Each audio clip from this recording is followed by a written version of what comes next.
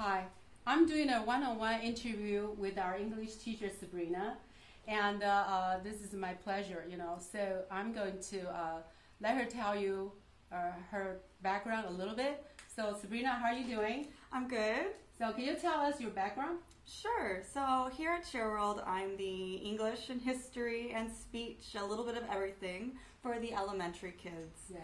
It's all a background that I love, and I love interacting with the younger kids. Wonderful. Sabrina has been an English teacher in our school for several years, and I know you always teach, a wider range of kids. And then they have reading, like vocabulary, writing, Now I just realized that you added your curriculum into speech and debate. Why add those to younger kids, teaching material?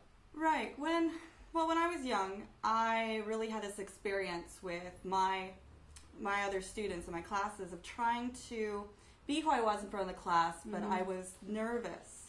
And as I grew up, I did a lot of skills or acting or speech and debate, and now that I see that, I want to introduce that to my students. And with my research, I've seen that the workforce now really wants one thing that it's really lacking, and that's communication skills.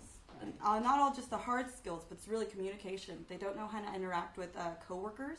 They don't know how to give presentations or reports. And I want to make sure that my students have every advantage that I can give them. Exactly. I'm so glad you brought that up. Why? Because I see, people more and more facing to their computers or whatever device they are, and then they're lacking of communication is really a big problem. I don't see only a child, as an adult, a lot of people have that same scenario.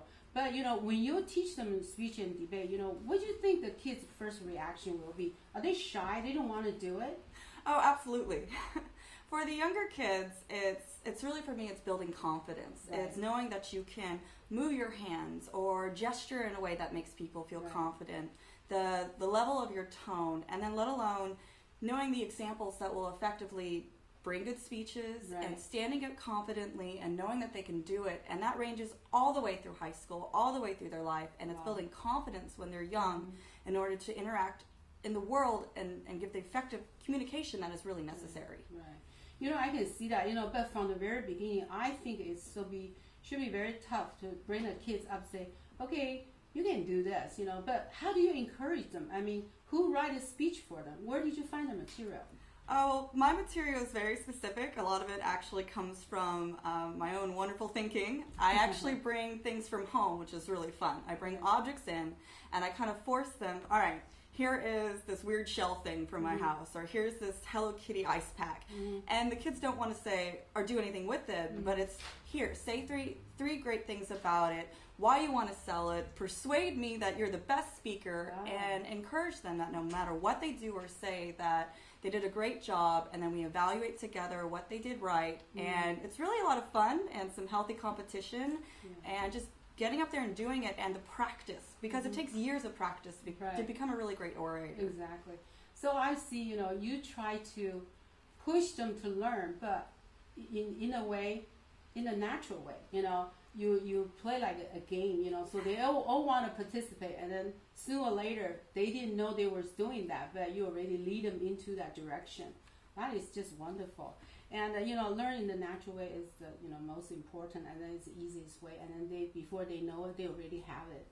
Right. And then later from the younger kids, it breaches into the speech and debate. It's really formulating the correct examples to persuade people in the right ways with effective words, and knowing how to interact and critically listen, especially with the older students, to evaluate what the other team is saying, to know that you have 2 minutes to respond, to know that you really need what you need in order to, well, honestly, to win, since it's a speech and debate, but to know what you need to say, really. Right, wonderful.